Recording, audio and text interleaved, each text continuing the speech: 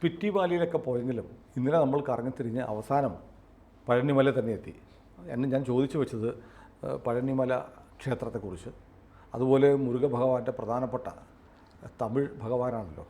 നമ്മൾ കേരളത്തിലൊക്കെ ഏറ്റവും പ്രിയപ്പെട്ട ഏറ്റവും പോപ്പുലർപ്പെട്ട ഈശ്വരൻ മുരുകൻ തന്നെയാണ്. ഏതായാലും തമിഴ്നാടിൻ്റെ ഒരു അനുഗ്രഹമാണ് മുരുകൻ. അപ്പോൾ അവിടെ ഈ പഴനിമലയല്ലാതെ മറ്റു പ്രധാനപ്പെട്ട മുരുക സങ്കേതങ്ങളുണ്ട്, ക്ഷേത്രങ്ങൾ, ആറുപട വീടുണ്ട്. ഇതൊക്കെ ഒന്ന് പറയാമോ? നമ്മുടെ പല ആളുകളും ചോദിക്കുന്നുണ്ട്. പഴനിമലയിലിരിക്കുന്ന ജ്ഞാനവേലുമായിട്ടാണ് അല്ലേ? ജ്ഞാനദണ്ഡായുധപാണി എന്ന പേര്, ജ്ഞാനത്തിന്റെ വേലുമായിട്ട്. അത് വേലല്ലേ? വേലല്ല, വടിയാണ്. വേലായുധനല്ല, അല്ല, ജ്ഞാനത്തിന്റെ ദണ്ട് കൈ പിടിച്ചത് അറിവിന്റെ വടിയാണ്. അറിവിന്റെ വടിയാണ്, അതാണ് അതിന്റെ പ്രത്യേകത.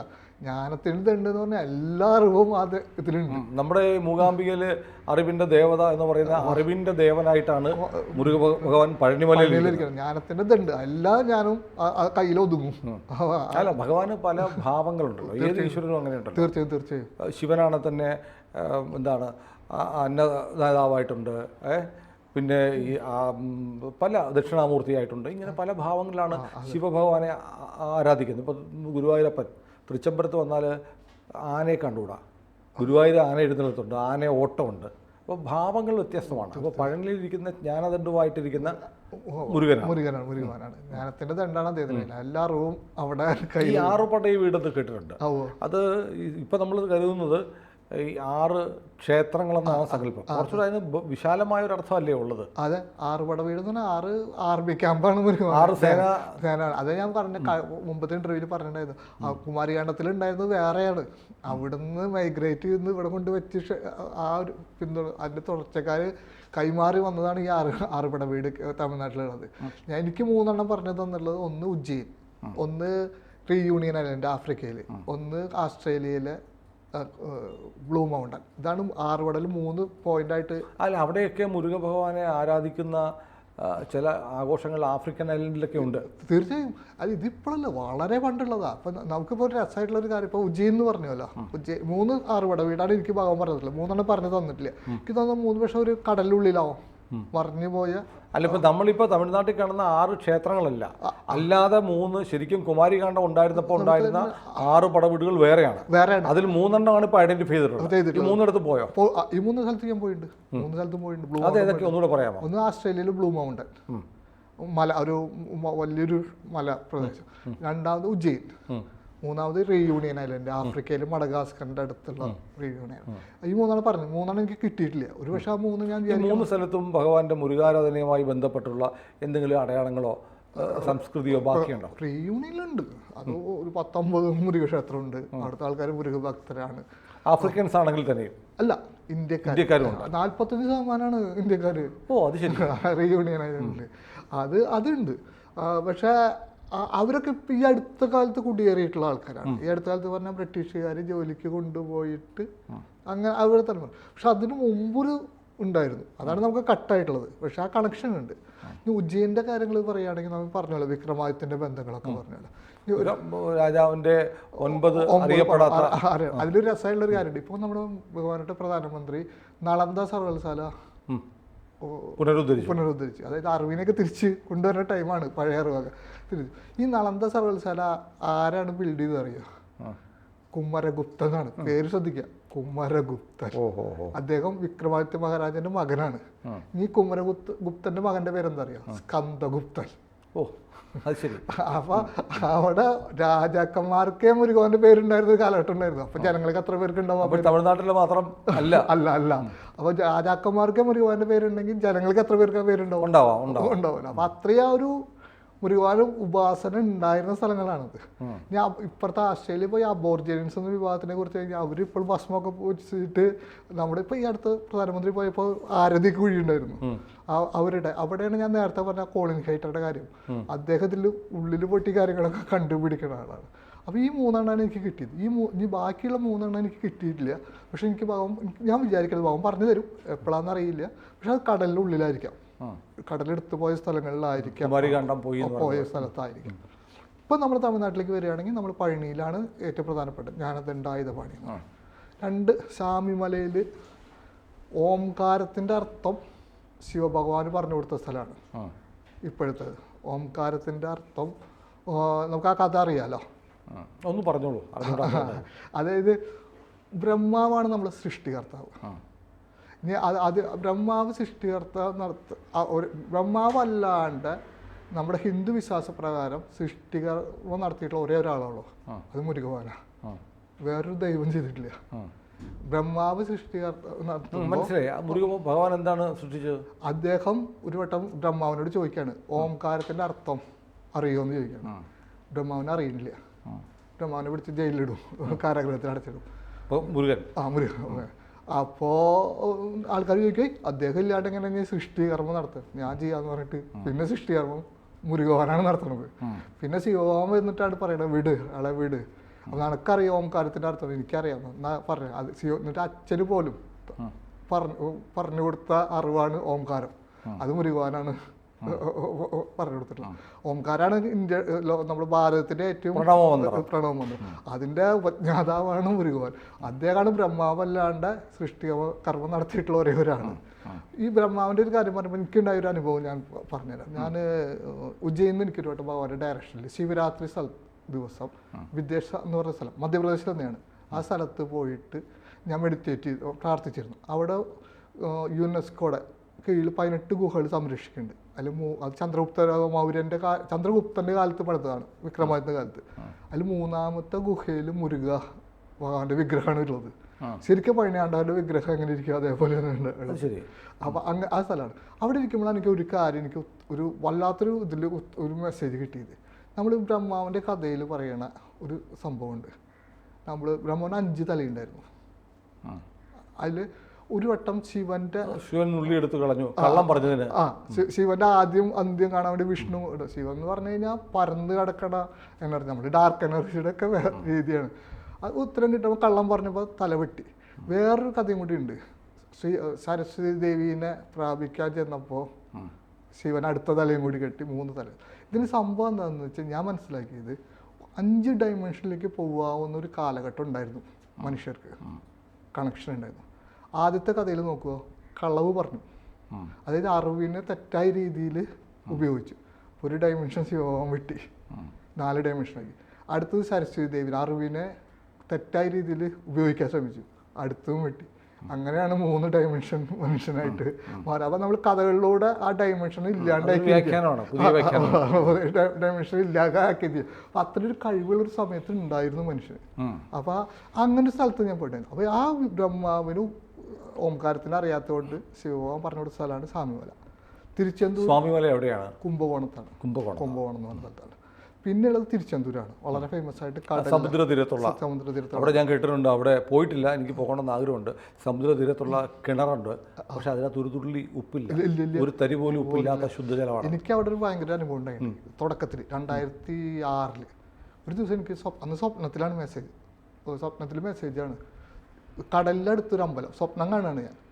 ഭയങ്കര തിരമാല വരുന്നു, ഈ സ്ഥലത്തേക്ക് വരണം, രാത്രി അമ്പലത്തിൽ കടന്നുറങ്ങണം, അതാണ് മെസ്സേജ്. അപ്പോൾ സ്വപ്നത്തിൽ ഞാൻ പറയാം എനിക്കൊന്നും വരാൻ പറ്റില്ല എന്ന് പറയുന്നുണ്ട്. അപ്പോൾ തിരമാല ഭയങ്കര ഉയരണു, ഭയങ്കര. അപ്പോൾ ഞാൻ പറഞ്ഞു ദേഷ്യപ്പെടണം, ഞാൻ വന്നോളാം, ശാന്തമാണ്. ഇതാണ് സ്വപ്നം. പിറ്റേ ദിവസം നമുക്ക് പെട്ടെന്ന് അമ്പലം കിട്ടി, കാരണം സമുദ്രതീരത്തുള്ള ഒരേ ഒരു അമ്പലം അതാണ്. പക്ഷെ എനിക്ക് വിഷയം അതായിരുന്നില്ല, രാത്രി അമ്പലത്തിൽ ഉറങ്ങണം എന്ന് പറഞ്ഞാൽ എങ്ങനെ പറ്റും? അത് നടക്കണ കാര്യമല്ലല്ലോ സാധാരണ. ഞാനെന്നിട്ട് അന്ന് എൻ്റെ 2 കൂട്ടുകാരില്ല, ആലു നാരായണൻ എന്ന് പറഞ്ഞ 2 പേരും കൂടെ ഒരുമിച്ചാണ് ഞങ്ങൾ ട്രെയിനിൽ പോണത്. 2006 ട്രെയിനിൽ പോയി ഇറങ്ങി തിരുനെൽവേലി വന്നു. തിരുനെൽവേലിയിൽ നിന്ന് ഒരു ട്രെയിനിൽ തിരുച്ചെന്തൂർ ഇറങ്ങി ഞങ്ങൾ അമ്പലത്തിൻ്റെ അടുത്തെത്തുമ്പോൾ ജനസമുദ്ര, അത്രയും തിരക്ക്, ലോഡ്ജ് എവിടെയും കിട്ടാല്ല. അവസാനം ചെറിയൊരു കുടിച്ച റൂം കിട്ടി. കുടിച്ചിട്ട് വേഗം അമ്പലത്തിനുള്ളിൽ പോയി. അപ്പോൾ രാത്രി കിടന്നുറങ്ങണമല്ലോ. ഞങ്ങൾ ചെല്ലുമ്പോൾ ഒരു 6-6:30 ആയിട്ടുണ്ട്.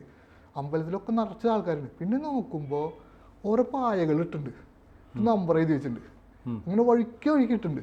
അപ്പോൾ ഞാൻ ചോദിച്ചത് എന്താ ഇങ്ങനെ പായിട്ടിരിക്കുകയെന്ന് വെച്ചപ്പോൾ ഇന്നിപ്പോൾ സൂര്യസംഹാരം ആരംഭിക്കുകയാണ്, ഇന്ന് തൊട്ട് 6 ദിവസം അമ്പലത്തിൽ കടന്നുറങ്ങലാണ് ഇവിടുത്തെ ഏറ്റവും വലിയ വിശേഷം. ഞാൻ ഞെട്ടിപ്പോയി. നേരെ ഞങ്ങൾ ഓഫീസിൽ പോയി. എന്നിട്ട് പറഞ്ഞു ഞങ്ങൾക്ക് ഇങ്ങനെ കിടക്കണം എന്ന് പറഞ്ഞു. ഇതൊക്കെ മുൻപ് ബുക്ക് ചെയ്തിട്ടുള്ളതാണ്. ബുക്ക് ചെയ്യണം. നവംബറിൽ വരിക. മുൻപ് ബുക്ക് ചെയ്യണം, അല്ലാണ്ട് കിട്ടില്ല. നമ്മൾ പറഞ്ഞു സ്വപ്നം കണ്ടിട്ടാണ് ഭഗവാന്റെ ഡയറക്ഷനാന്ന് കുറേ പറഞ്ഞപ്പോൾ അവർ പറഞ്ഞു നിങ്ങൾ വന്നാൽ 10 മണിക്ക് വരിക, ഏതെങ്കിലും സ്ഥലത്ത് ഒഴിവുണ്ടെങ്കിൽ കടന്നു. ആൾക്കാർ വന്ന് എനിക്ക് പോകും വേണോ. ശരി, അതെങ്ങനെയാണ് ബുക്ക് ചെയ്യുന്നത്? ദേവസ്വത്തിൽ ബുക്ക് ചെയ്തിരിക്കും. നേരത്തെ പോകണോ? ഓൺലൈനോ? അങ്ങനെ എന്തായിരിക്കും.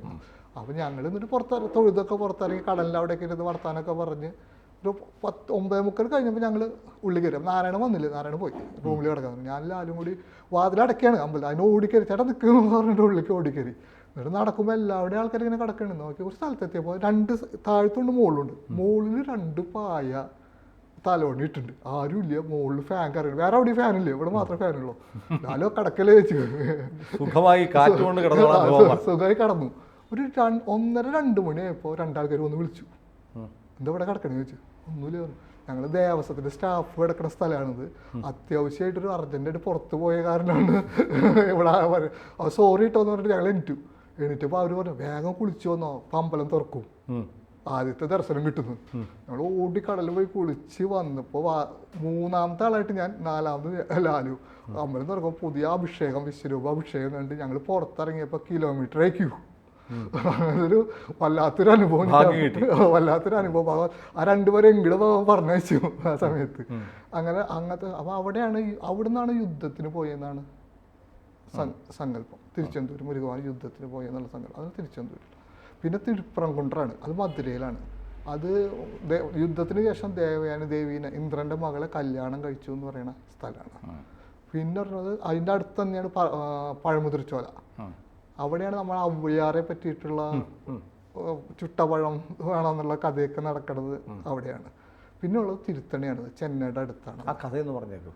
ഔവ്യാർ ഭയങ്കര മുരുകഭക്തനായിരുന്നു, ഭയങ്കര മുരുകഭക്തിയായിരുന്നു. മുരുകപ്പാട്ടുകൾ പാടി ഒരു അവധൂതർ സിദ്ധർ എന്നൊക്കെ പറയുന്ന റേഞ്ച്. അവധൂതർ സിദ്ധർമാരാണ് ഏറ്റവും റേഞ്ചുള്ള ആൾക്കാർ. ആ റേഞ്ചിലുള്ള ആളാണ്. അവർ പാട്ട് പാടി ഒരു ദിവസം ഒരു മരത്തിൻ്റെ അവിടെ എത്തുമ്പോൾ മുരുകൻ കുട്ടിയായിട്ട് മരത്തിൻ്റെ മുകളിലിരിക്കുകയാണ്. അപ്പോൾ ഒരു ഞാവൽപ്പഴം വേണമെന്ന് ചോദിക്കും. അപ്പോൾ ചുട്ട പഴം വേണോ ചുടാത്ത പഴം വേണോ ചോദിക്കും. ഏതായാലും നീ തരുന്നത് കഴിക്കാമെന്ന് പറയും. അപ്പോൾ കുലുക്കിയിടും. താഴത്ത് വീഴുമ്പോൾ മണലിൽ വീഴുമ്പോൾ മണ്ണ് ഊതിക്കൊള്ളും. തടുത്ത പഴം നിന്നിട്ട് ഊതി കളയണം. അപ്പോഴാണ് ക്ലിക്കാവണം. മുരുകവാനാന്ന് പറഞ്ഞിട്ട് പ്രാർത്ഥിക്കണ ഒരു കഥയുണ്ട്. വല്ലാത്തൊരു ഭയങ്കര ഒരു സിദ്ധരായിരുന്നു അഭ്യാസത്തിൽ. ആ കഥയുള്ളത് അതാണ്. അങ്ങനെ 6 പട വീടാണ് നമ്മുടെ പ്രധാനപ്പെട്ട മുരുകഭക്തരൊക്കെ പോണ പ്രധാനപ്പെട്ട 6 പട വീട്. ഇനി നമ്മൾ ബാക്ക് ടു സ്പിറ്റി വാലിയിലേക്ക് വരികയാണെങ്കിൽ നമ്മുടെ അപ്പോഴും പിറ്റേ ദിവസം കാലത്ത് ഞങ്ങൾ അവിടെ നിന്ന് തിരിച്ചു വരണം എന്ന് പറയുമ്പോൾ ഞങ്ങൾ ഈ വഴിയാണ് വരണത്. ഇനി ഒരിക്കൽ 180 കിലോമീറ്റർ ഓഫ് റോഡ് കൂടെ വരാൻ പറ്റില്ല അവസ്ഥ വരുന്നവരാവും. അപ്പോൾ മറ്റേ വഴിക്ക് കൽപ്പ എന്ന് പറഞ്ഞ സ്ഥലത്ത് താമസിച്ച് ഷിംലയിൽ വന്ന് അവിടുന്ന് നിങ്ങൾ എങ്ങനെയാ പോയത്? ഫോർച്യൂണർ വണ്ടി എടുത്തു. റെന്റിന് എടുത്തിട്ടാണ്. അവിടെ ലോക്കലി അവൈലബിൾ ആണ്. നമ്മൾ ട്രാവൽ ഏജൻസി ആയിട്ട് കണക്ട് ചെയ്തിട്ട് എടുക്കുക ചെയ്തു. കാരണം അവിടുത്തെ ഡ്രൈവർമാർ വേണം. ഡ്രൈവ് ചെയ്യാൻ പറ്റില്ല. അവർക്ക് നിത്യത്തൊഴിൽ അഭ്യാസം. അതെ, നല്ലൊരു ഡ്രൈവറെ കിട്ടി. അത് വലിയൊരു പ്രധാനപ്പെട്ട കാര്യമായിരുന്നു. അശോക് ഠാക്കൂർ എന്നാണ് ആളുടെ പേര്. നന്നായിരുന്നു ശരിക്കും. അത് കഴിഞ്ഞിട്ട് ഞങ്ങളപ്പോൾ പിറ്റേ ദിവസം കാലത്ത് ഇറങ്ങണം. അല്ല, കൽപ്പയിലെത്തിയിട്ട് താമസിക്കണം. അവിടുന്ന് വീണ്ടും തിരിച്ച് ഷിംലയിലെത്തണം, വീണ്ടും ചണ്ഡീഗഡ് എത്തണം, എന്നിട്ടാണ് ഫ്ലൈറ്റ്. അപ്പോൾ പക്ഷെ ഇത് കഴിഞ്ഞ് വന്നിട്ട് എനിക്കൊരു മെസ്സേജ് ബാക്കിയാണ്. എന്താ ചെയ്യേണ്ടതെന്ന് എനിക്കൊരു അതെപ്പോഴും ഉള്ളതാണ്. അത് കിട്ടിയ ഉത്തരം കിട്ടണ വരെ നമ്മളാകെ ഒരു വിമിഷ്ടത്തിലാവും. പക്ഷെ അപ്പം അന്ന് രാത്രി ഈ മിൽക്കി വേ എന്ന് പറഞ്ഞ സ്ഥലത്ത് കാണാൻ പോവാം. അവിടെയാണ് നമ്മൾ പറഞ്ഞ് അവസാനിപ്പിച്ചത്. മിൽക്കി വേ എന്ന് പറഞ്ഞാൽ അനന്തര ഡൈമെൻഷൻ്റെ ഒരു ഇത് പോവാന്ന് തീരുമാനിക്കണം. അപ്പോൾ ആ ഹോട്ടലിൻ്റെ മാനേജർ പറഞ്ഞു ഞങ്ങൾ വേറെ സ്ഥലത്ത് പോയി. ആ സ്ഥലം വേണ്ട, വേറെ സ്ഥലമുണ്ട്, അവിടെ ഒരു ബുദ്ധപ്രതിമയുണ്ട്, ആ സ്ഥലത്ത് പോയാൽ നിങ്ങൾക്ക് ഒന്നും കൂടി നല്ലതാണെന്ന് പറഞ്ഞു. രാത്രി ഭക്ഷണമൊക്കെ കഴിഞ്ഞ് ഡിന്നറൊക്കെ കഴിഞ്ഞ് ഒരു 8:30 കഴിഞ്ഞിട്ടാണ് ഇറങ്ങണത്. അപ്പോൾ തണുപ്പ് നല്ലോണം ആയി തുടങ്ങി. ഓക്സിജൻ്റെ അളവ് ഒന്നും കൂടി കുറഞ്ഞു തുടങ്ങി. ഞങ്ങൾ വണ്ടിയിൽ കയറിപ്പോയി. ഞാൻ ഇന്നറൊക്കെ ഇട്ട് നല്ല ഗ്ലൗസും തൊപ്പി ഇതൊക്കെ വെച്ചിട്ടാണ് പോയത്. കാറ് കൊണ്ട് അവിടെ നിർത്തി, പിന്നെ ഉയർത്തിക്ക് പോകണം. അവിടെ നിന്ന് വീണ്ടും മുകളിലേക്ക് പോകണം. മുകളിലേക്ക് എത്തി ഇറങ്ങി വണ്ടിയിൽ നിന്ന് പുറത്തിറങ്ങുമ്പോൾ ഒരു ഭയങ്കര കാറ്റ്. 5 ഡിഗ്രിയാണ് ആ സമയത്തെ ടെമ്പറേച്ചർ നമ്മുടെ മൊബൈലിൽ നോക്കിയപ്പോൾ. പക്ഷെ അതിലും കൂടുതൽ തണുപ്പ് ഫീൽ തുടങ്ങി. ഭയങ്കര തണുത്ത കാറ്റ്. ഓക്സിജൻ്റെ ഇത് ഭയങ്കര കുറവ്. ഇതാണ് 200 മീറ്റർ നടക്കണം ബുദ്ധപ്രതിമ. വളരെ മെല്ലെ നടന്നു അങ്ങോട്ട്. ഒത്തിരി വയ്യായ ഫീൽ ചെയ്ത് തുടങ്ങി ശരിക്കും. അവിടെ എത്തി ബുദ്ധപ്രതിമ അവിടെ നിന്ന് പ്രാർത്ഥിച്ചു. ഞങ്ങൾ 4 പേരുണ്ട്, ഡ്രൈവറും ഉണ്ട്, ഇവർ സൂരജും യുവരാജും ഞാനുണ്ട്. പ്രാർത്ഥിച്ചു. കുറച്ച് നേരം എനിക്ക് കുറച്ച് നേരം ഇരുന്നിട്ട് ആകാശം നോക്കി ഒന്ന് പ്രാർത്ഥിക്കണം. അപ്പോൾ അവിടെ പോയി ആകാശം നോക്കി പ്രാർത്ഥിച്ചു. കുറച്ച് എനർജി വന്നു തുടങ്ങി എനിക്ക്, എന്തോ ഒരു വ്യത്യാസം വന്നു തുടങ്ങി. ഞാൻ എനിക്ക് പോയിട്ട് അപ്പോൾ ഇരിക്കാൻ വരെ എനിക്ക് കുറച്ച് കഷ്ടപ്പെട്ടേ ഇരുന്ന്. സൈഡിൽ വേറെ സ്ഥലത്ത് പോയിരുന്നു, അവിടെയും പ്രാർത്ഥിച്ചു. ഫുള്ള് ഒരു ഭയങ്കര എനർജി. ഞാൻ അവരോട് പറഞ്ഞു എനിക്ക് താഴത്ത് കിടക്കണം ആകാശം നോക്കിയിട്ടുണ്ട്. ഭയങ്കര തണുപ്പ് മുതൽ അവർ പറഞ്ഞു വേണമെന്ന് ചോദിക്കും. എന്തായാലും വേണമെന്ന് പറഞ്ഞു. കടന്ന ആ മലർന്നിങ്ങനെ കടന്നു. അപ്പോൾ ആകാശം നോക്കി കിടക്കണ. അപ്പോൾ അതിന് മുമ്പിൽ ബുദ്ധപ്രതിമയുണ്ട്. ബുദ്ധപ്രതിമ ആകാശം നോക്കി നിൽക്കുന്ന രീതിയിലാണ് അവർ വെച്ചിട്ടുള്ളത്. അത് ഷിംലയിലാണോ? അല്ല, സ്പിറ്റിയിൽ ആകാശം വേണം. അതിൽ കാരണം ഉണ്ടായിരിക്കും അവർ അങ്ങനെ പണിത്. കാരണം എല്ലാവരും നമ്മൾ ഇവിടുന്ന് ഇങ്ങോട്ട് പോകണു. ബുദ്ധപ്രതിമ ശരിക്കും നമ്മളെ നോക്കിയിട്ടല്ല നിൽക്കണേ. അതിന് പകരം ഇങ്ങോട്ട് തിരിച്ച് ബാക്ക് സൈഡ് അങ്ങോട്ട് നോക്കിയിട്ട് വയ്ക്കണം. അതിൻ്റെ അപ്പുറത്ത് ഒന്നുമില്ല, കൊക്കയാണ്. എന്നിട്ടും അങ്ങോട്ട് നോക്കി വെച്ചിട്ടുണ്ടെങ്കിൽ അതിന് കാരണം എന്തായാലും അവിടെ കാരണം ഉണ്ടാവും. അപ്പോൾ ഞാൻ അവിടെ പോയി അവിടെ ഇരുന്നു. എനിക്ക് വന്ന് പ്രാർത്ഥിച്ച് അവിടെ പോയി നിന്നപ്പോൾ ഞാൻ ചില കാഴ്ചകൾ കണ്ടു. അവിടെ ഈ അശോക ചക്രവർത്തിയിൽ 1-2 പേരെ കണ്ടു. ആ ഒരു മെസ്സേജ് കിട്ടി. ഭഗവാൻ എനിക്ക് പറഞ്ഞു തന്നു, ഒരു പൊസിഷനിലേക്ക് എന്നെ കൊണ്ടുപോകണു ഭഗവാൻ. അതിന് ഇവരുടെ അനുഗ്രഹം വേണം, അനുഗ്രഹത്താണ് ഈ പ്രാർത്ഥിച്ചോളൂ എന്ന് പറഞ്ഞു. ഞാൻ അവിടുന്ന് പ്രാർത്ഥിച്ചു. അവിടുന്ന് മണ്ണെടുത്തു. അവരെല്ലാവരും അത്ഭുതപ്പെടുത്തി 2 വട്ടം സല്യൂട്ട് ചെയ്തു. ഇതിന് മുമ്പ് ഒരു വട്ടം ഞാൻ ചെയ്തിട്ടുണ്ട് ഭാസ്കരൻ്റെ കൂടെ വന്നപ്പോൾ സമയത്ത്. അപ്പോൾ അവർ ചോദിച്ചു തൊഴാണ്ട് സല്യൂട്ട് ചെയ്യണമെന്ന് ചോദിച്ചു. അത് പറയാൻ പാടില്ല. അത് ഇതിന് മുമ്പ് ഒരു വട്ടം ഉണ്ടായിരുന്നു. ഇവിടെ ഞാൻ ചെയ്തു. ഇവർ 2 പേരും ഞെട്ടി, യുവരാജൊക്കെ. അത് സല്യൂട്ട് ചെയ്തു. അപ്പോൾ ആ ഒരു ഭഗവാൻ പറഞ്ഞു ഒരു പൊസിഷനിലേക്ക് എന്നെ കൊണ്ടുപോവാണ്, ഇവരുടെ അനുഗ്രഹം മേടിക്കുക. മേടിച്ചു. നമ്മളോട് പറയാത്ത രണ്ടാമത്തെ കാര്യമായി. ഒന്ന് ലയൺ മയൂര എന്ന് പേരിട്ടെന്താന്ന് ചോദിച്ചു. അത് പറയാറായിട്ടില്ല പകുതിയേ പറഞ്ഞുള്ളൂ. ഞാനോ എനിക്ക് ഓർമ്മയുണ്ട്. ഇപ്പൊ ഇതായി. അപ്പൊ ഇത് ഞാൻ 2 ഓർമ്മയിൽ വെച്ചിരിക്കും. നമ്മുടെ പ്രേക്ഷകർക്ക് വേണ്ടി ആ ചോദ്യം ഞാൻ ചോദിക്കും ഒരു ദിവസം. തീർച്ചയായും പറയുന്ന സമയത്ത് ഈ പൊസിഷൻ എന്താന്നുള്ള കാര്യമൊക്കെ ഭഗവാൻ എത്തിക്കും. ആ സമയത്ത് ഞാൻ എന്തായാലും പക്ഷെ അതിലേക്ക് അവരുടെ അനുഗ്രഹം വേണം എന്ന് പറഞ്ഞാൽ അവരുടെ അനുഗ്രഹം മേടിച്ച് തിരിച്ച് യാത്ര വന്ന് അവിടെ ഇരുന്ന് അങ്ങയുടെ മുമ്പിലിരുന്ന് അനുഭവങ്ങൾ പറയുകയാണ്.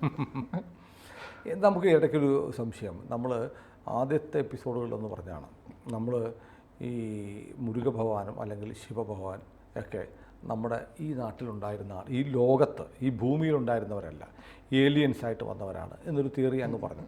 അങ്ങയുടെ ഒരു കാഴ്ച അത്. പക്ഷെ അവർ അതെങ്ങനെയാണ് അതിനെ നമ്മൾ ഇന്നത്തെ ലോകത്ത് അത് ശരിയാണെന്ന് എങ്ങനെ സമർത്ഥിക്കാൻ പറ്റും? നമ്മളില്ല, ഞാൻ മാത്രമല്ല, അത് പലരും പറയുന്നുണ്ട്. നമ്മുടെ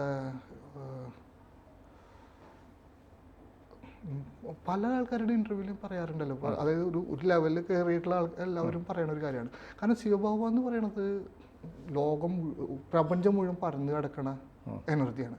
നമുക്ക് വേണമെങ്കിൽ ഡാർക്ക് എനർജി എന്നൊക്കെ പറയാം. അതിങ്ങനെ പരന്നിങ്ങനെ പോയിക്കൊണ്ടിരിക്കും.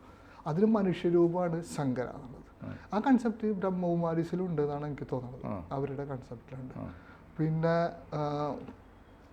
അദ്ദേഹം വേറൊരു സ്ഥലത്തു നിന്ന് വന്ന, കാരണം ആ ഭൂമിയിൽ ജീവൻ ഇതാവണ സമയത്ത് നമ്മളെ ഗൈഡ് ചെയ്യാൻ വേണ്ടി വന്നിട്ടുള്ള ആളാണ് ഏലിയൻ തന്നെയാണ് ശിവഭഗവാൻ. പക്ഷെ മുരുകഭഗവാൻ ഇവിടെ വന്ന് അദ്ദേഹത്തിന് പുത്രനെ ജനിച്ചതാണ്. അപ്പോൾ എന്താ ഉണ്ടാവുക? അവിടുത്തെ കഴിവുണ്ടാവും, ഇവിടുത്തെ കഴിവുണ്ടാവും. അതുകൊണ്ടാണ് ശിവന്റെ 5ഉം ഉള്ളിലത്തെ ഇതും കൂടി വന്നത് 6 എന്നുള്ളത് ഒരു സങ്കല്പം ഉണ്ടല്ലോ. അതാണ് പുറത്തത്തെ ഉണ്ട്, ഇവിടുത്തെ ആറുമുഖൻ എന്ന് പറയുന്നത്. ആറുമുഖം. അല്ല, ഞാനൊരു പ്രധാനപ്പെട്ട സംശയം. ഇപ്പോൾ അങ്ങ് സാധാരണ നമ്മുടെ നാട്ടിലുള്ള എല്ലാ ഹിന്ദു കുടുംബത്തിൽ ജനിക്കുന്ന ഒരു ആൺകുട്ടിയെ പോലെ ജീവിച്ച് വളർന്നു വന്ന ആളാണ്.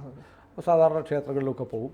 എന്തുകൊണ്ടാണ് മുരുക ഭഗവാന്റെ ഭക്തനോ ഉപാസകനോ ഒക്കെ ആയിട്ട് മാറിയത്? എന്താ അത് ഞാൻ പറഞ്ഞത്? ഞാൻ സാധാരണ ഒരു ആളായിരുന്നു, ഇപ്പോഴാണ് സാധാരണ ഭഗവാൻ തന്നെയാണ്. ഞാൻ പറഞ്ഞില്ല, ആദ്യത്തെ സ്വപ്നത്തിന് ശേഷം 30 അതിനു മുമ്പ് മുരുക ക്ഷേത്രങ്ങളിൽ പോകാറുണ്ടായിരുന്നോ? അപ്പോൾ സാധാരണ പോണ പോലെ വളരെ അപൂർവമായിട്ട്. പിന്നെ എന്തുകൊണ്ടായിരിക്കും അങ്ങേ ഭഗവാൻ ഇങ്ങനെ ഹാൻഡ് പിക്ക് ചെയ്തിങ്ങെടുത്തത്, കൈകൊണ്ട് പെറുക്കിയെടുത്ത? അങ്ങനെ തന്നെയാണ്. പക്ഷെ കാരണം എനിക്കറിയില്ല സത്യം പറയാൻ. ഞാൻ ചോദിച്ചു, ശരിക്കും ഒരു തീവ്ര മുരുക ഭക്തനായത് ഈ അനുഭവങ്ങൾക്ക് ശേഷം? തീർച്ചയായും. അതിനും ഞാൻ അമ്പലത്തിൽ പോകണം വളരെ. വീട്ടിൽ കുടുംബത്തിൽ ആർക്കെങ്കിലും ഇങ്ങനെ ഉള്ള വിശ്വാസം, ഭക്തി? ഒക്കെ ഉണ്ടായിരുന്നോ? ഇല്ല, അച്ഛൻ നിരീശ്വരവാദിയായിരുന്നു, കമ്മ്യൂണിസ്റ്റുകാരനായിരുന്നു. അതെയോ? CIT യൂണിയന്റെ ആളായിരുന്നു. അല്ല, പാർട്ടിക്കാർക്ക് ഇപ്പോൾ വേണേ അമ്പലത്തിൽ പോകാമെന്ന് പാർട്ടി പറയുന്നുണ്ട്. അല്ല, പക്ഷെ അതായിരുന്നു. അമ്മ ഭക്തിയായിരുന്നു. പക്ഷെ മുരുക ഭക്ത എന്ന് പറയാൻ പറ്റില്ല. സാധാരണ അമ്പലത്തിലേക്ക് പോകണം. നമ്മുടെയൊക്കെ കുട്ടിക്കാലത്ത് അമ്പലത്തിലേക്ക് അങ്ങനെ പോകണം, വല്ല ഉത്സവത്തിന് പോയിട്ട് നല്ല ഷർട്ട് പോയിട്ട്. അല്ല, ഞാനിപ്പോൾ ഒരു സംശയം ചോദിക്കട്ടെ, ഇപ്പോൾ അങ്ങ് ഇപ്പോൾ മുരുകക്ഷേത്രങ്ങളിൽ പോകാറുണ്ടോ? നമ്മുടെ നാട്ടിൽ? നമ്മുടെ നാട്ടിലും പോകാറുണ്ട്. മുരുകൻ്റെ പഴനി പോകാറുണ്ടെന്നല്ല, നാട്ടിലുള്ള ക്ഷേത്രങ്ങളിൽ. അതേസമയം അല്ല, അത് മുരുക ഭഗവാനെ അല്ലാത്ത മറ്റ് ദേവതാ സങ്കല്പമുള്ള ക്ഷേത്രങ്ങളിൽ പോകാറുണ്ടോ? പോകാറുണ്ട്. സാധാരണ ഞാൻ ഗുരുവായൂർ വൈഫാണ് ഗുരുവായൂരിന്റെ ഭക്തയാണ്, പക്ഷെ ഞാൻ കൂടെ പോകാറുണ്ട്. അപ്പോൾ ഇതിന് മുരുക ഭഗവാൻ ഇങ്ങനെ ഗൈഡ് ചെയ്യുന്ന ഒരാൾ മറ്റൊരു ചൈതന്യത്തിൻ്റെ അടുത്ത് പോകുന്നത് എന്തിനാ? അല്ല, നമ്മൾ റുട്ടീൻ തൊഴാൻ പോകണു, നമ്മളെ എന്തിനും ബഹുമാനിക്കണമല്ലോ, റെസ്പെക്ട് ചെയ്യണം എന്നുള്ളതാണ്. ഒരു എന്താ പറയുക, എല്ലാം പവർഫുൾ ആൾക്കാരാണ്, പ്രാർത്ഥിക്കണം. പക്ഷെ ഡ്യൂട്ടിയൊക്കെ ഭഗവാന്റെ ഡ്യൂട്ടികളാണ് ചെയ്യണത്. ഭഗവാന്റെ സേനാനിയാണ്. സേനാനിയാണ് അദ്ദേഹം നയിക്കണം. അദ്ദേഹം എന്ത് പറയണു അത് ചെയ്യും. അതുകൊണ്ടാണ് ഈ സിറ്റി വാലിയിലേക്ക് ഇത്രയും ചിന്തകൾ ഉണ്ടായിട്ടും ഈ ഓപ്പറേഷൻ കഴിഞ്ഞിരിക്കുന്ന സമയത്തും ഇറങ്ങി പുറപ്പെട്ടത്. അദ്ദേഹം പറയണു, ഞാൻ ഇറങ്ങണം. എത്ര ദിവസം ഉണ്ടായിരുന്നു സ്പിറ്റി വാലിയിൽ? ശരിക്കും പറയാ 6 ദിവസം ഉണ്ടായിരുന്നു. അതിൽ ഒരൊറ്റ ദിവസമാണ് സ്പിറ്റി വാലി, ബാക്കി 5 ദിവസം യാത്രയായിരുന്നു. അപ്പോൾ അത് ഏത് സമയത്തും നമ്മളൊരു ഡ്യൂട്ടിക്ക് ഇറങ്ങുമ്പോൾ അതും കൂടി അപ്പോൾ ഇതിൽ പറയേണ്ട ഒരു കാര്യം, നമ്മൾ ഡ്യൂട്ടിക്ക് ഇറങ്ങിയാൽ നമുക്കൊരു അടി കിട്ടുന്ന ഉറപ്പാണ്. നേരത്തെ അങ്ങ് ചോദിച്ചല്ലോ, ഒരു സംഭവം ചെയ്യുമ്പോൾ നെഗറ്റീവ് ഏത് ഡ്യൂട്ടിക്ക് ഇറങ്ങുമ്പോഴും എനിക്ക് കിട്ടാറുണ്ട്. ഇത്തവണ എന്താ കിട്ടിയേ? അല്ല, ഇപ്പം ഇറങ്ങിയിട്ടില്ല. അടുത്ത യാഗത്തിൻ്റെ സമയത്ത് ഇറങ്ങുമ്പോൾ ഡിക്ലെയർ ചെയ്ത് കഴിഞ്ഞാൽ ഉറപ്പിക്കാം. ഇത് പോകുന്നതിന് മുമ്പ് സ്പിറ്റി വാലി ഡ്യൂട്ടി അല്ലല്ലോ, മറ്റ് യാഗങ്ങൾ ചെയ്യണ്ടല്ലോ. അതാണ് ഡ്യൂട്ടി. ഇതൊക്കെ അതിന്റെ ഒരു എന്താ പറയാ മുന്നൊരുക്കാണ്. യാഗം ഡിക്ലെയർ ചെയ്ത് കഴിഞ്ഞ് ഇതാണ് അടുത്ത ഡ്യൂട്ടി. ഇത് ഡിക്ലെയർ ചെയ്ത് കഴിഞ്ഞ് അടുത്ത പരിപാടി ഇല്ല. അതിലേക്ക് ഞാൻ പറഞ്ഞു വരുന്നത്, ഇപ്പൊ നമ്മൾ കഴിഞ്ഞ യാഗത്തിന്റെ സമയത്ത് അപ്പൊ നമ്മുടെ ആദ്യത്തെ ബുദ്ധിമുട്ട് ഞാൻ പറഞ്ഞല്ലോ ഒരു വിഷയം. പിന്നെ മയൂര സിംഹാസനം ചെയ്യണ സമയത്തുണ്ടായ അങ്ങനത്തെ ഒന്ന് രണ്ട് ഇൻസിഡന്റും കൊണ്ട് പറയാം നമുക്ക് ഉണ്ടാവണ. മയൂര സിംഹാസനം നമ്മൾ 2018 ആദ്യമായിട്ട് LMRKയുടെ ഡ്യൂട്ടിയിലാണ് ചെയ്യാൻ പോണത്. ഫസ്റ്റ് ഡ്യൂട്ടിയാണ്. അതിനു മുമ്പത്തെ അവസ്ഥ എന്ന് പറഞ്ഞാൽ പരാജയപ്പെട്ട് ലെവലായിട്ട് നിൽക്കുന്ന ഒരു അവസ്ഥയാണ്. ലണ്ടനിൽ പോയിട്ട് പ്രതിഷ്ഠിക്കാൻ പറ്റാണ്ട് തിരിച്ചു വരികയാണ്. വീണ്ടും അതേ സ്ഥലത്തേക്കാണ് മയൂര സിംഹാസനം പ്രതിഷ്ഠിക്കാൻ പോണത്. ഇതിൻ്റെ ഉള്ളിൽ എനിക്ക് ഒരുപാട് അറിവ് കിട്ടിയില്ല. യൂറോപ്പിൽ പോയിട്ട് ഒരു കാര്യം ചെയ്യണത് എളുപ്പമല്ല, അത് പൊളിക്കാനാണ് ഭഗവാൻ നമ്മളെ അയക്കണത്. എളുപ്പമായിട്ട് നടക്കില്ല എന്ന് ഉറപ്പായി. അവിടെ എനിക്ക് ഇറങ്ങണ്ടേ എന്നുള്ളത് നല്ലൊരു പേടിയുണ്ടായിരുന്നു. കാരണം ഒരു വട്ടം പരാജയപ്പെട്ടു. 2ാം വട്ടം മയൂര സിംഹാസനം ഇവിടുന്ന് നമ്മൾ റെഡിയാക്കി. ഞാനൊരു വിഗ്രഹം പ്രതിഷ്ഠിക്കാൻ പോയിട്ട് അവിടെ അമ്പലത്തില് നമ്മൾ സ്പ്ലിറ്റ് ആയി പ്രതിഷ്ഠിക്കാൻ പറ്റില്ല, പരാജയപ്പെട്ട് മടങ്ങേണ്ടി വന്നു. അപ്പൊ വീണ്ടും അടുത്ത ഡ്യൂട്ടി ആയിട്ട് എല്ലാമാരുടെ ഫസ്റ്റ് ഡ്യൂട്ടി വീണ്ടും അതേ സ്ഥലത്താണ്, അതേ ക്ഷേത്രത്തിൽ അല്ലല്ല വേറെ സ്ഥലത്താണ് മയൂര സിംഹാസനം. അതേ യൂറോപ്പിൽ തന്നെയാണ്, ലണ്ടനിൽ തന്നെയാണ് പ്രതിഷ്ഠിക്കണം. ഇവിടെ മയൂര സിംഹാസനം ഉണ്ടാക്കി, വലിയൊരു സിംഹാസനം ഉണ്ടാക്കി, കുംഭകോണത്താണ് ഉണ്ടാക്കിയത്. പഴനിയിൽ പൂജ കഴിഞ്ഞു. ഇതൊക്കെ ഞാൻ ഭംഗിയായിട്ട് സ്മൂത്തായിട്ട് നടക്കുന്ന എനിക്കറിയാം, ഒരു കുഴപ്പമുണ്ടാവില്ല. ലണ്ടനിലേക്ക് അയക്കുകയാണ് ഞാൻ. പ്രഭു എന്ന് പറഞ്ഞ ആളാണ് നമ്മുടെ ഗ്രൂപ്പിൽ അയക്കുക, കൊറിയർ. പ്രഭു നോക്കി അയക്കണം, ഭയങ്കര ബുദ്ധിമുട്ടുണ്ടാവും. എത്തിച്ചേരുന്ന എനിക്ക് ഉറപ്പില്ല.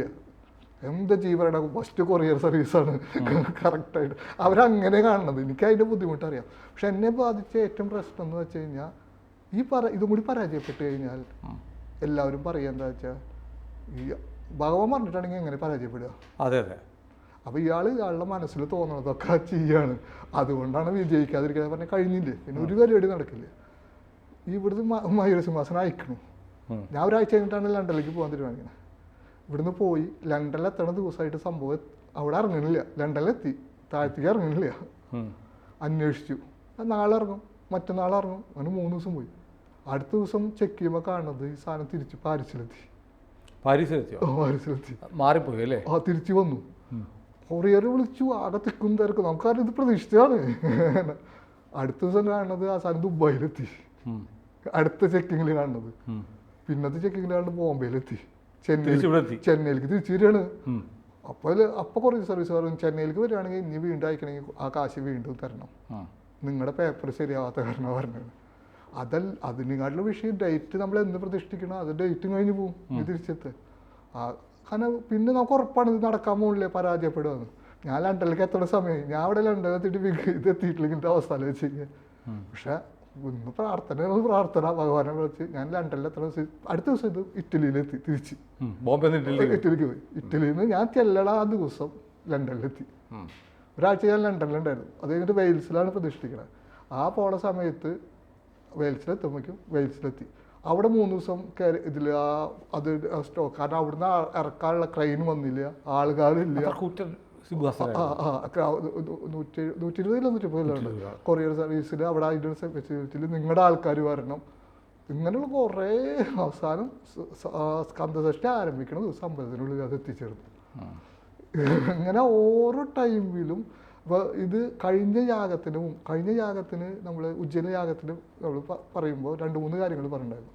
ഒന്ന്, ഈ യാഗം നടത്തുന്നത് ഇന്ത്യയുടെ ദേശീയ പതാകയ്ക്കാണ്, ഭാരതത്തിൻ്റെ ഉയർച്ചയ്ക്കാണ്, ഇന്ത്യൻ ആർമിക്ക് വേണ്ടിയിട്ടാണ്, കട്ടിങ് സൗത്ത് ഇല്ലാതിരിക്കാൻ വേണ്ടിയാണ് നമ്മൾ സംസാരിച്ചത്. അതിൻ്റെ കഥ കഴിഞ്ഞല്ലോ. അപ്പോൾ അത് കഴിഞ്ഞു. അപ്പോൾ ഇവിടുന്ന് ബൈ റോഡ് കൊണ്ടുപോവാണ്. അപ്പോൾ എവിടെ നടത്തണം? മധ്യപ്രദേശിൽ നടത്തണം, ഇന്ത്യയുടെ മധ്യപ്രദേശിൽ. അപ്പോൾ ഇത് ഡിക്ലെയർ ചെയ്യുമ്പോൾ ഞാൻ എൻ്റെ എല്ലാവരോടും പറഞ്ഞു, ഒരടി എനിക്ക് ഉറപ്പാണ് ഇത് കഴിയണമുള്ളിൽ. അത്ര ശ്രദ്ധിക്കും, നല്ല അടി കിട്ടും.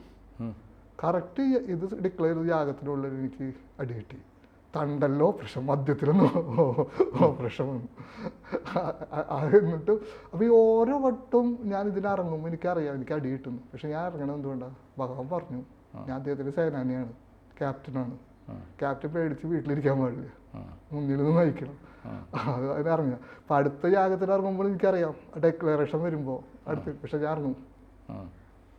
അത് അടുത്ത യാഗത്തിൻ്റെ സമയവും ലക്ഷ്യവും ഒന്നും തീരുമാനിക്കില്ല. ഇവിടെയാണ് നമ്മൾ പറയുന്നത് ഏറ്റവും ഇമ്പോർട്ടൻ്റ് കാര്യം.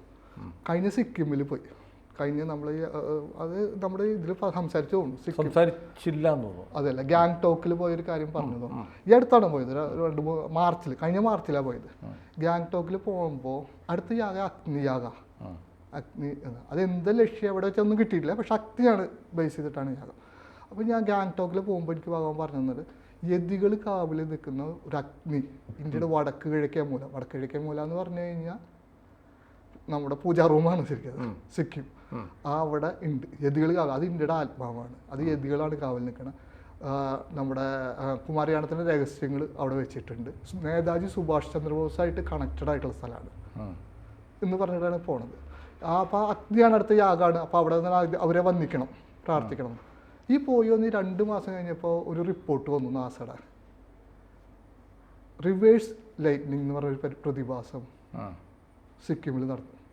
സാധാരണ ലൈറ്റ്നിങ്ങും ആകാശത്ത് നിന്ന് വരുന്നതിന് പകരം ഇവിടുന്ന് മുകളിലേക്ക് പോയി. വളരെ വളരെ അപൂർവമായിട്ട് നടക്കുന്ന ഒരു കാര്യമാണ്. അത് ഈ സിക്കിമിൽ നടന്നു. ഞാൻ ഈ പോയി വന്നിട്ട് കുറച്ച് ദിവസത്തിനുള്ളിൽ. അപ്പോൾ അതൊരു ഈ അഗ്നിയുടെ യാഗത്തിൻ്റെ വളരെ ഇമ്പോർട്ടൻ്റ് ആയ ഒരു കണക്ഷനായിട്ടാണ് ഞാൻ ഫീൽ ചെയ്യണത്. ഇപ്പം നമ്മൾ ഈ ഓരോ യാഗങ്ങൾ, ഇപ്പോൾ ചെങ്കോലിൻ്റെ യാഗം കഴിഞ്ഞപ്പോൾ ചെങ്കോല് എങ്ങനെ പ്രതിഷ്ഠിക്കപ്പെട്ടു, ഒരുപക്ഷെ അടുത്ത യാഗം ഈ സിക്കിമിലായിരിക്കുമോ അറിയാൻ പറ്റില്ല. എന്തോ പക്ഷേ ഇതിൻ്റെ കാര്യം വെച്ചാൽ ചെങ്കോലിൻ്റെ യാഗം കഴിഞ്ഞപ്പോൾ ചെങ്കോല് പ്രതിഷ്ഠിക്കപ്പെട്ട പോലെ, കട്ടിങ് സൗത്തിൻ്റെ യാഗം കഴിഞ്ഞപ്പോൾ കട്ടിങ് സൗത്ത് ഇല്ലാതായ പോലെ, ഇന്ത്യയുടെ ചരിത്രത്തിലെ ഏറ്റവും പ്രധാനപ്പെട്ട ഒരു യാഗമായിട്ട് മാറാൻ പോവാണ് ഈ അഗ്നിയാഗം. ഇതെന്തിന് എവിടെ വെച്ചിട്ടെന്ന് എനിക്കിപ്പോൾ അറിയില്ല. പക്ഷെ അത് കിട്ടുമ്പോൾ എന്തായാലും ഓൾറെഡി ഡിക്ലെയർ ചെയ്യും. ഡിക്ലെയർ ചെയ്ത് കഴിഞ്ഞാൽ ഒരടി എനിക്ക് ഉറപ്പാണ്. പക്ഷേ യാഗം നടക്കും. ഇന്ത്യയുടെ ചരിത്രത്തിൽ വളരെ പ്രധാനപ്പെട്ട ഒരു സംഭവമായിട്ട് മാറും. ഈ കഴിഞ്ഞ എപ്പിസോഡിൽ നമ്മൾ പറഞ്ഞു നിർത്തിയ വേറൊരു കാര്യമുണ്ട്.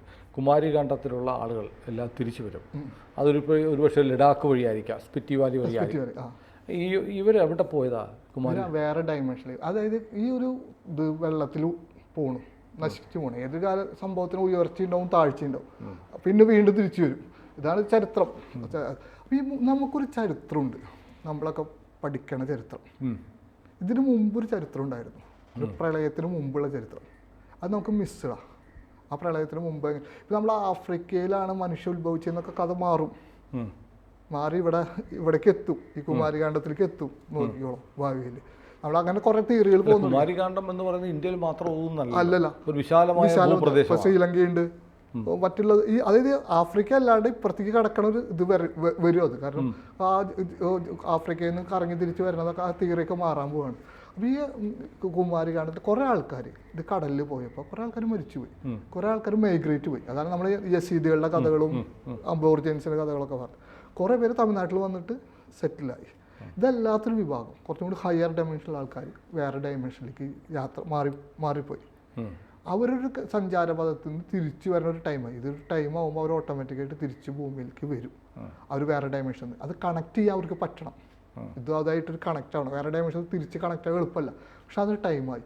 അതുകൊണ്ടാണ് ഞാൻ അന്ന് പറഞ്ഞത് ഇനി ഇത്ര ഏലിയൻസ് വാർത്തകളും ഇത്ര കാര്യങ്ങൾ ഇങ്ങനെ നമ്മളിങ്ങനെ കേട്ടോണ്ട് തുടർച്ചയായി കേട്ട് കേട്ട് നമ്മുടെ മൈൻഡ് ഇപ്പോൾ നമ്മളൊരു ഏലിയൻസ് നമ്മുടെ ഇടയിൽ ഈ അടുത്ത് നമ്മുടെ ഇടയിലുണ്ട് എന്ന് പറയുള്ളൂ. അത് നിസ്സാര ആൾക്കാരല്ല പറഞ്ഞത്, ഓക്സ്ഫോർഡ് സർവകലാശാലയുടെ ആൾക്കാരോട് പറഞ്ഞത്. അപ്പം ഇങ്ങനത്തെ വാർത്തകൾ വരുമ്പോൾ സാധാരണ ആൾക്കാർക്ക് ഇപ്പോഴും അത് ഡൈജസ്റ്റ് ചെയ്യില്ല. അപ്പോൾ പിന്നെ എന്നുള്ളത് തോന്നും. പക്ഷെ ഇത് കേട്ട് കേട്ട് കേട്ട് കേട്ട് ചിലപ്പോൾ സാധ്യതയുണ്ട് എന്നുള്ളൊരു ലെവലിലേക്ക് മാറും.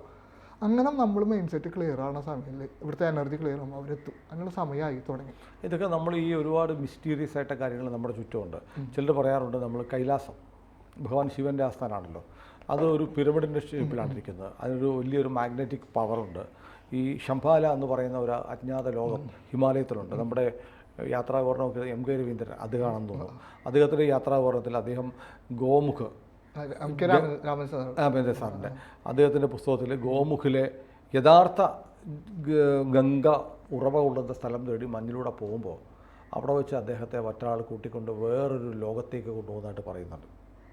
വലിയ സ്വർണം കൊണ്ടുള്ള താഴികക്കുടങ്ങളൊക്കെ ഉള്ളൊരു ലോകം. അപ്പോൾ നമ്മളൊരു ഫാൻറ്റസി വായിക്കുന്ന പോലെയാണ് അദ്ദേഹത്തിൻ്റെ ഈ കൈലാസ പര്യടന പ്രദക്ഷിണ പരിക്രമമൊക്കെ നടത്തിയതിനെക്കുറിച്ചുള്ള 2-3 വോള്യങ്ങളുള്ള പുസ്തകങ്ങൾ വന്നിട്ടുണ്ട്.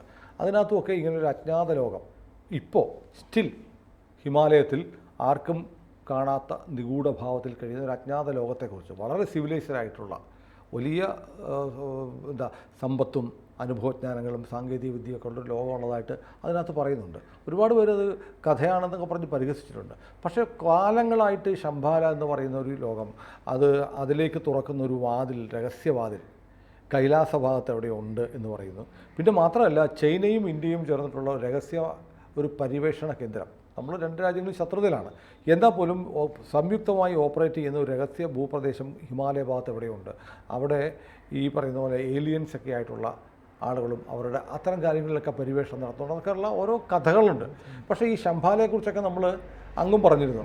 ഞാൻ മുമ്പൊരിക്കലും ഏതോ ഇംഗ്ലീഷിലോ വേറെ ഏതോ ഭാഷയിലുള്ള ഒരു ചാനലിൽ ഒരു എപ്പിസോഡ് തന്നെ ശംഭാലയെക്കുറിച്ച് പറഞ്ഞേ കേട്ടിരുന്നു. അപ്പോൾ ഇതൊക്കെ നമ്മുടെ ഈ സംഭാഷണത്തിൽ നമ്മൾ പരാമർശിച്ചു പോയതാണ്. ഇത്തരം മിസ്റ്റീരിയസ് ആയിട്ടുള്ള കുറേ കാര്യങ്ങൾ നമുക്കറിയാനുണ്ട്. എനിക്ക് തോന്നുന്നത് നമുക്ക് അടുത്ത എപ്പിസോഡിൽ പറയാം, അല്ലേ? തീർച്ചയായും. കൂടുതൽ വാർത്തകളും വിശേഷങ്ങളും നിങ്ങളിലേക്ക് എത്താൻ ABC മലയാളം സബ്സ്ക്രൈബ് ചെയ്യുക, ബെൽ ബട്ടണും അമർത്തുക.